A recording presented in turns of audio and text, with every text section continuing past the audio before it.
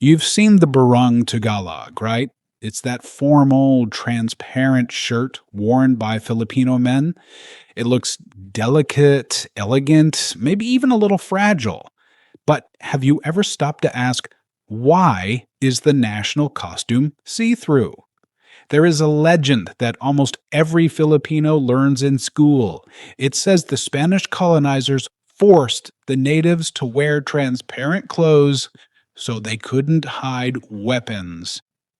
It says they were forced to wear it untucked to show they were inferior to the tucked in Europeans. It's a powerful story. It turns the national shirt into a badge of shame and a symbol of oppression. But what if I told you that entire story is a myth? What if the transparency wasn't a punishment, but a technological masterpiece of survival? And what if the real secret of the barong isn't about weapons, but about a pineapple leaf?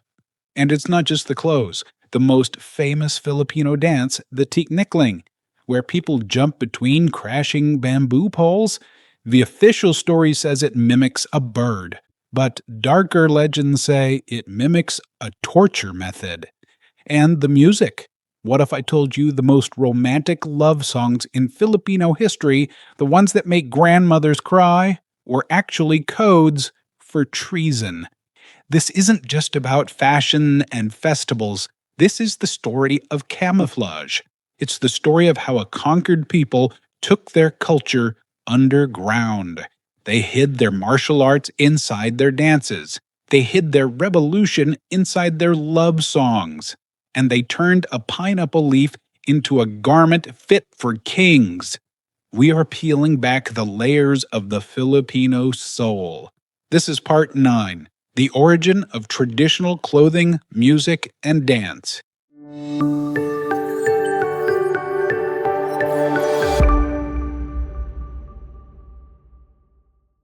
Let's start with the national costume, the Barong Tagalog. If you attend a Filipino wedding or a diplomatic event, you will see men wearing this sheer embroidered shirt. It is undeniably classy, but for decades, a story has circulated that frames this shirt as a tool of colonial control. The story goes like this. The Spanish Civil Guard were paranoid. They were terrified of the Indios, the natives, carrying bolos or daggers to stage a revolt, so they allegedly passed a decree. You must wear transparent fabric so we can see what you are hiding, and you must not tuck it in, because tucking in is for your masters. It sounds plausible, right? It fits the narrative of the evil overlord perfectly. It creates immediate tension. You look at the shirt and you see a prison uniform. But here is the dopamine twist. Historians have looked for this decree. They have scoured the Spanish archives for years, and guess what? It doesn't exist. There is no law, no edict, no record of the Spanish forcing men to wear transparent clothes for security. In fact, historical records show that pre-colonial Filipinos were wearing loose, untucked doublets, baro, made of rough cotton or abaca long before Magellan ever showed up. So, why untucked? Because the Philippines is hot. It's a tropical archipelago with 90% humidity. Tucking your shirt in is a death sentence for your skin. The untucked style wasn't a sign of low rank, it was a sign of common sense. It allowed air to circulate. So if the weapon story is a myth, why is the fabric transparent? This is where the story shifts from politics to botany. The Spanish brought the pineapple plant to the Philippines from South America. They brought it for the fruit. But the Filipinos, they looked at the spiky, useless leaves and saw something else. They saw thread. They developed a process that is so insanely laborious it makes Swiss watchmaking look easy. They take the red Spanish pineapple leaf. They use a broken piece of porcelain plate, yes, a ceramic plate, to scrape the leaf until the green pulp is gone and only the fibers remain. They wash it in river water. They dry it in the sun. Then they knot the fibers together by hand, strand by strand. to make just 1 meter of cloth. It can take days or even weeks. The result is piña. It is gossamer thin. It is naturally ivory white. It is lighter than silk. And yes, it is transparent. But not to show weapons. It's transparent to catch the wind. The open weave lets the breeze pass right through to the skin. It is the ultimate tropical technology. So the barong isn't a badge of shame, it's a flex. Think about it. In the 19th century, the Ilustrados, the wealthy, educated Filipinos, started wearing the barong. But they didn't just wear it plain. They covered it in hand-embroidered designs, flowers, geometric patterns, symbols. And where did they put the embroidery? On the hem, the very part that would be hidden if they tucked it in. By leaving it untucked, they were showing off artwork that was insanely expensive to produce. They turned the peasant style into a canvas of wealth that even the Spanish couldn't replicate. The weapon myth likely came later, a story invented to make the shirt feel more rebellious. Now, let's look at the women. If the men had the barong, the women had the Maria Clara. This dress is famous for its butterfly sleeves, camisa, the floor-length skirt, saya, and the scarf over the shoulders, panuelo. But here's literary breadcrumb. The dress is named after a fictional character. Maria Clara is the tragic heroine of José Rizal's novel Noli Me Tangere. She is the illegitimate daughter of a Spanish priest. She is beautiful, tragic, Catholic, and incredibly passive. She dies of a broken heart in a convent. For a century, this dress symbolized the ideal Filipina, modest, shy, and submissive. The panuelo was literally there to hide the shape of the neck and chest. But wait for the evolution. When the Americans arrived, the Filipina changed. She became a suffragette, she went to university, she demanded the vote, and the dress changed with her. In the 1920s and 30s, that Maria Clara evolved into the terno. The modesty scarf vanished, the neckline plunged, and those butterfly sleeves, they stood up, they became rigid, tall, and wide. The butterfly sleeve became a symbol of taking up space. The modern terno isn't a dress of submission, it's a power suit. And there is one more hidden fashion secret. The Mantón de Manila, Manila shawl. It's famous in Spain, it's essential to flamenco dancing, but it's not Spanish, and it's not really from Manila. It's Chinese. These silk shawls were made in Canton, China, shipped to Manila, and then sent to Spain on the galleons. The Spanish loved them so much they named them after the port, Manila. So when you see a Spanish flamenco dancer, she is wrapped in a Chinese shawl named after a Philippine city. So the clothes tell a story of adaptation. But if you want to see the story of combat, you have to look at the dance. Let's talk about Tinikling.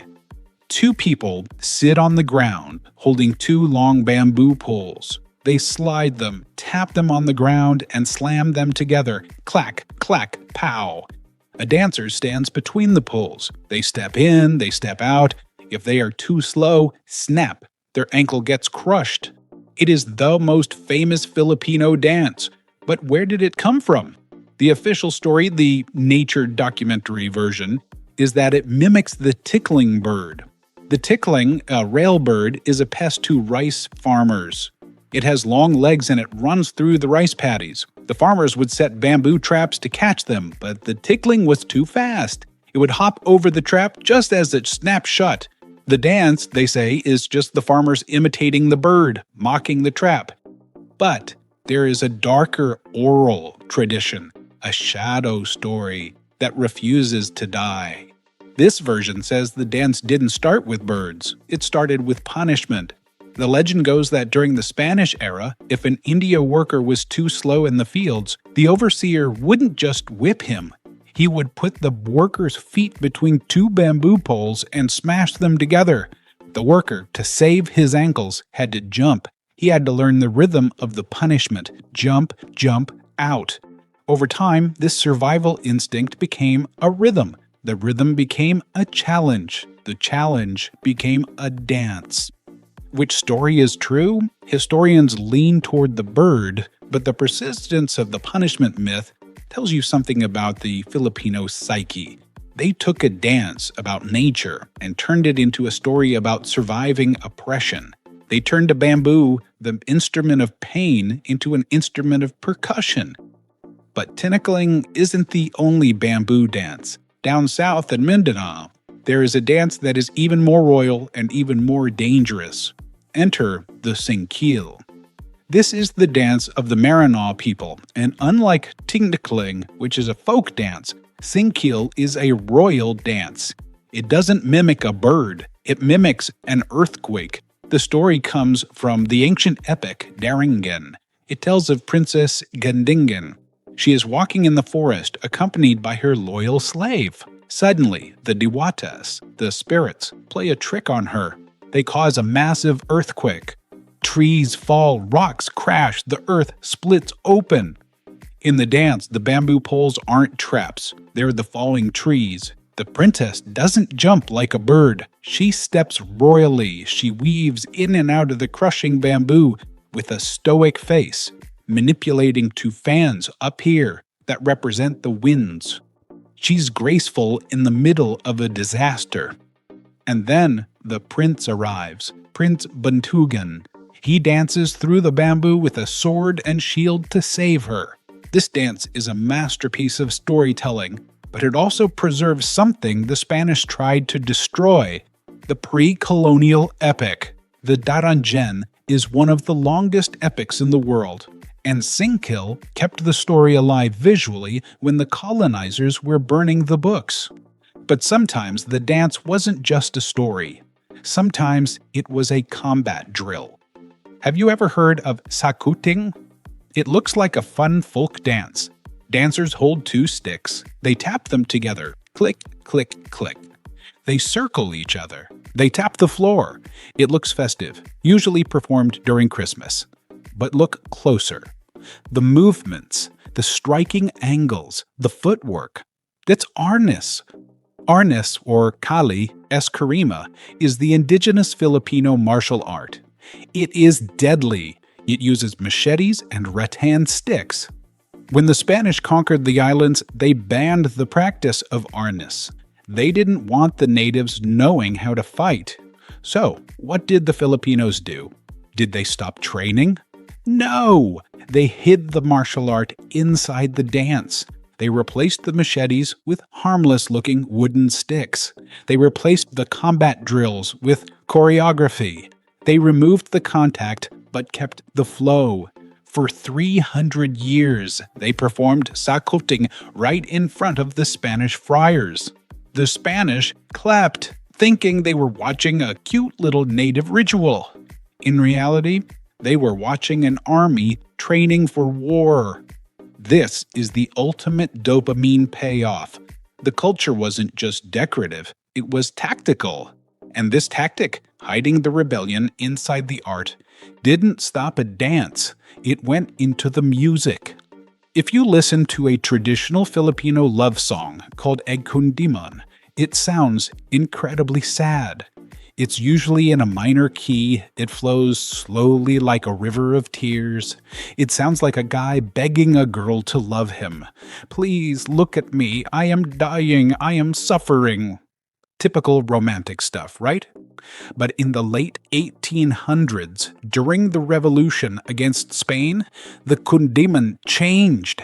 The revolutionaries, the Katipunan, realized they needed a way to express their love for their country without getting arrested. So they used the double entendre. They wrote songs to a woman. They called her Mutya, Muse, or Hirang, Chosen One. But the woman wasn't a woman. The woman was the Philippines. Let's look at the most famous example, Hasalina Jambaliwag. On the surface, it is dedicated to a real girl named Josefa Tionjilson. The lyrics say, Pinopoong Sinta, beloved idol. just the guy with a crush. But look deeper. The lyrics talk about a paradise that has been lost. They talk about a sickness that only she can cure. When the revolutionaries sang, "Do not let me drown in the sea of pain," they weren't talking about heartbreak. They were talking about colonial oppression. When they sang, "You are the only cure," they were talking about independence. This song became the anthem of the revolution. Soldiers sung it in the camps. They sung it before battle. To the Spanish ears, it was just a sad love song. To the Filipino ears, it was a call to arms. This tradition continued even when the Americans arrived. The song Bayan Ko, My Country. It starts by describing a beautiful bird that is free to fly. But then, the bird is captured, tailaged. It cries, "Ibon man may layang lumipad, kulingen mo at umiiyak." It's so simple, but it is so devastating. It became the anthem of the protests against the Marcos dictatorship in the 1980s. The Kundiman proves that the Filipino Revolution wasn't just fought with bolos and guns. It was thought with metaphors. But wait, everything we've talked about so far, the Barong, the Tinikling, the Kundiman, are all from the Christianized parts of the Philippines. What about the people who never surrendered? What about the South? Here, the music is different. There are no guitars. There are no sad love songs in minor keys. Here, there is the kulintang. This is the sound of the unconquered. It's a row of small, laid-in-a-row gongs. It is loud. It is rhythmic. It is trance-inducing.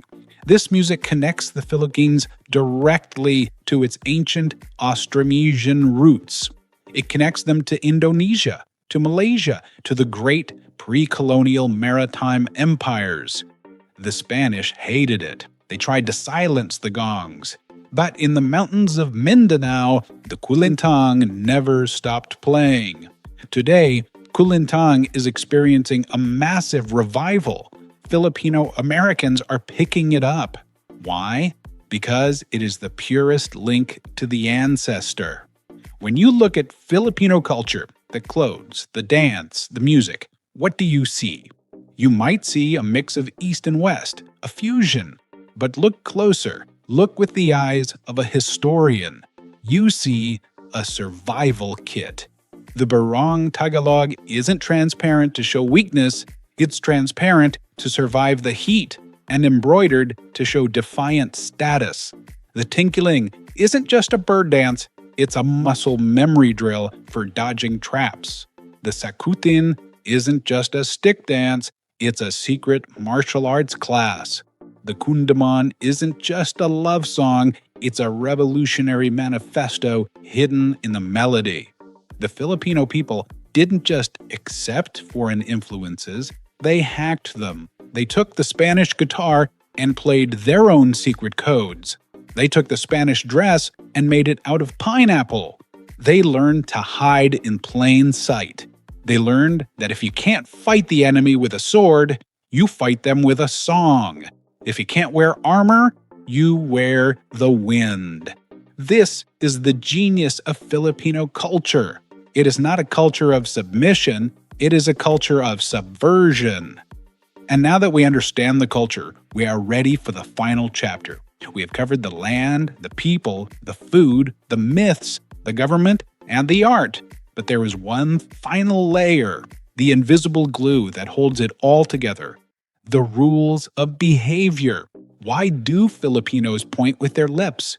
Why do they smile when they are embarrassed? And what is the social etiquette that allowed this complex, diverse nation to function for thousands of years?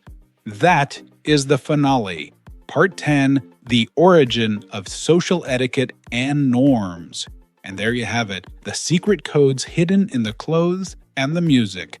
Which reveal was your favorite aha moment? Was it the Barong weapon myth getting busted? The secret martial arts in the Sakutin dance, or the treason hidden in the love songs? Let me know in the comments. We have arrived at the finale. Part 10 is coming up, and we are going to decode the subtle, unwritten rules of Filipino behavior. If you've stuck with us this far, you are a legend. Hit subscribe, ring the bell, and I'll see you for the final chapter. Salamat!